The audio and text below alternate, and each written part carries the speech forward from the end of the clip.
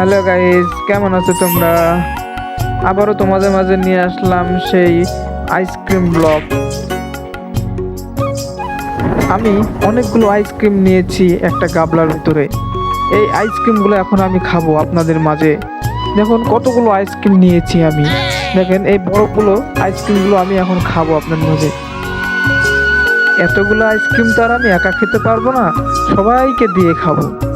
এই আইসক্রিম খাবো এখন আমি। বরফগুলো হেভি টেস্ট, অনেক ভালো, অনেক স্বাদ। নিজে হাতে তৈরি করা বরফ, আমি নিজে অনেক কিছু মিক্স করে দিয়ে এগুলো তৈরি করেছি। খেতে দারুণ হয়েছে, অনেক ভালো। বরফগুলো খাচ্ছি, মনে হচ্ছে আরও একটু বেশি করে খাই, কারণ খেতে অনেক ভালো লাগছে বরফগুলো।